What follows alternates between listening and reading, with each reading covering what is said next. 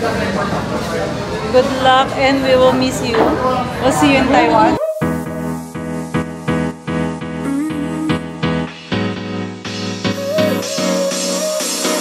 Work is almost over, summer's getting closer.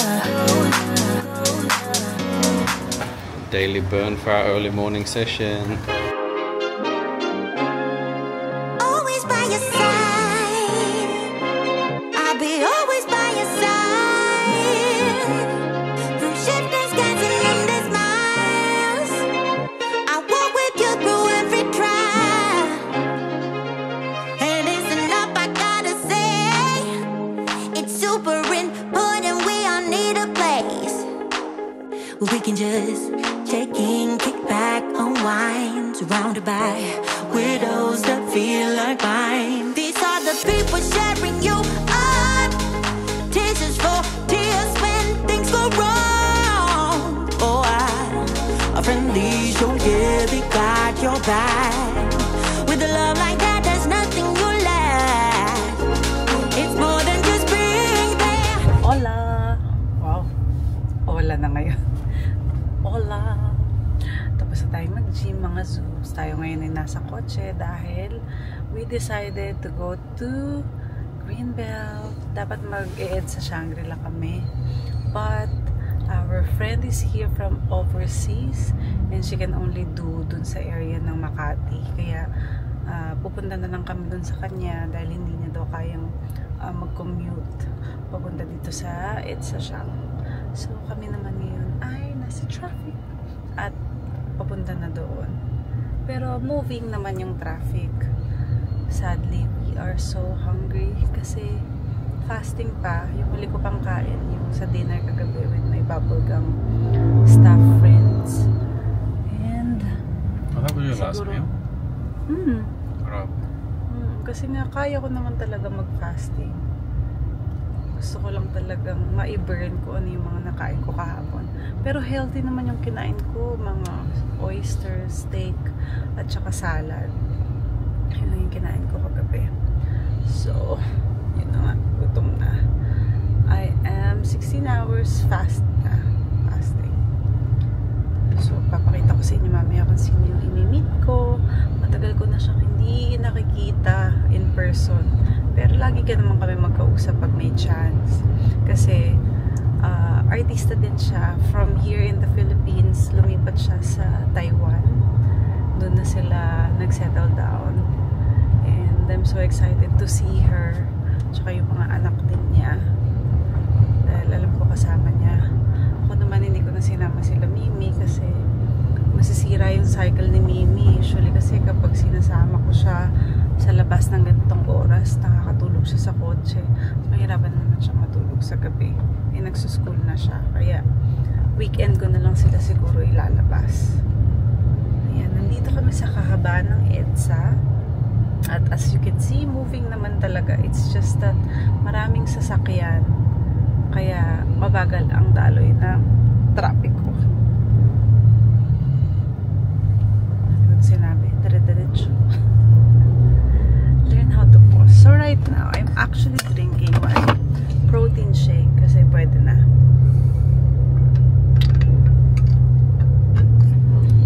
Ito yung parang pinaka-breakfast ko. Slowly getting late. Slowly but surely. Wala pa kami sa Mega Mall. Approaching pa lang kami ng Mega Mall. It's like a road trip now. I'm so excited actually to go to Makati. Ang tagal ko na ulit nakapunta dito, diba? Yung huli nating punta parang Greenbelt 5 din. Yeah, I can't even remember. Was it the last time when we were with Carson? Parang yun ang last. Parang yun yung pictorial pa. It's pretty rare we go to Makati. Kasi wala naman tayong pupuntahan na dito. Dati, ang dalas natin, nanonood tayong sine dito, diba? Yeah, we did. Lagi tayo nasa Greenbelt 3. Siyempre, kasama natin si Ola. Tulog siya sa likod.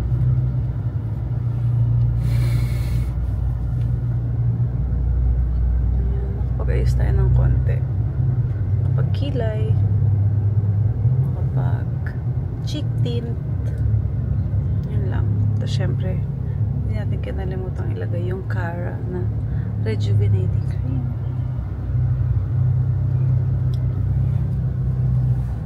Ayan o. Bakit dito moving? Kasi sa left.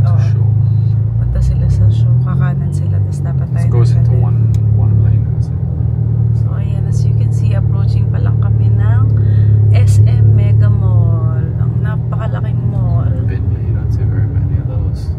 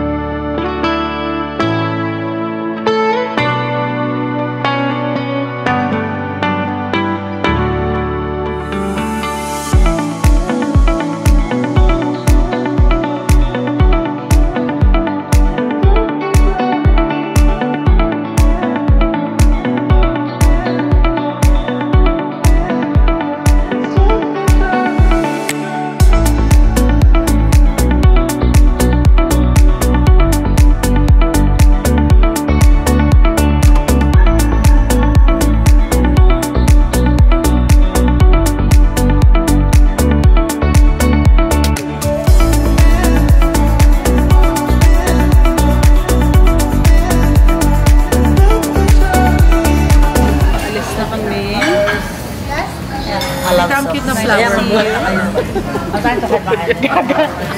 Ibang flower ni Tita. Yun kasi yung flower. Show the flower. Yan yung flower. Nice to see you. Good luck and we will miss you. We'll see you in Taiwan. Yes, I'm party. See you on Monday.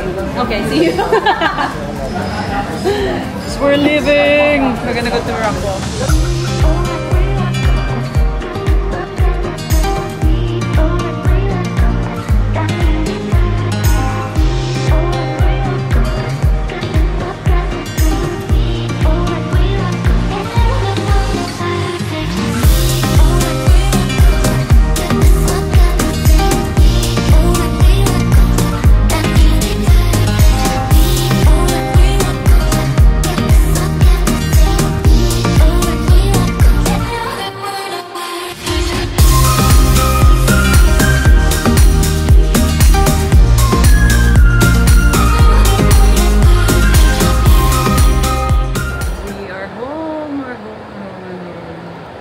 So happy na kahit paano, kahit isang o dalawang oras lang kaming nagkita, busog na busog sa chika. Ang dami namin pinag-usapan ni Rox. Actually, thankful ako na naganap talaga tong araw na to kasi dapat may meeting kami ni Andy sa Novaliches. Tapos na-cancel siya. Kaya yun, nagkaroon talaga ako ng chance na makausap si Rox, makabonding, it's meant to be, at mamit ang kanyang mga anak. Too bad lang kasi hindi ko na-meet yung asawa niya dahil nasa meeting. Pero, ang ganda rin kasi lahat ng meeting niya or lahat ng mga imi-meet niya ni Rox ay doon na sa isang lugar. Kaya nakita-kita na rin kami ng mga iba pa namin kaibigan like si Rona, si Rene. So, more chika, more fun kami. And ayun nga, umalis na lang din kami kasi may isa pa kaming meeting after. So, Rox, I'm so glad na kahit pa paano nakapag-bonding tayo, nakapag-usap. And we are looking forward na sana mabisita ka naman namin sa Taiwan. Eh, hindi pa kami nakakapunta doon. Sana maikot mo kami kung sakasakaling matuloy tayo. And, nung nagkita kami kanina, sobrang ano siya. Nagpapasalamat siya sa akin. Sa lahat daw. Hindi ko siya maintindihan kung bakit. But, you know, nararamdaman ko naman yung pagiging grateful mo, and ako din, yun din yung gusto kong sabihin sa'yo, na sobra akong happy sa mga nangyayari sa buhay mo, and syempre, thank you din kasi naging part ka ng buhay ko, and grateful ako sa friendship natin na kahit hindi man tayo palagi nakikita or nag-uusap, alam natin sa isa't isa ang lalim ng pinagsamahan natin, kaya palagi kong mag-iingat sa Taiwan. And lagi mo iisipin na pwede mo kaming i-text away kung nalulungkot ka. Nandito lang kami kung gusto mo kami makausap. And happy kami sa lahat ng mga nangyayari sa buhay mo ngayon kasi nakikita namin na masayang-masaya ka sa pamilya mo. Pag nalulungkot ka, nandito kami. So don't worry. We love you so much and syempre your family also. So yun. Okay. Lalo na naman sinabi ko. Sana mapanood ni Rox to, diba? Kung may time siya. But anyway, mga Zoobs, happy ako na nakasama ko kayo sa journey na to, napanood din nyo. And maraming salamat po. Hanggang sa muli, hanggang tomorrow, mga Zoobs. Bye!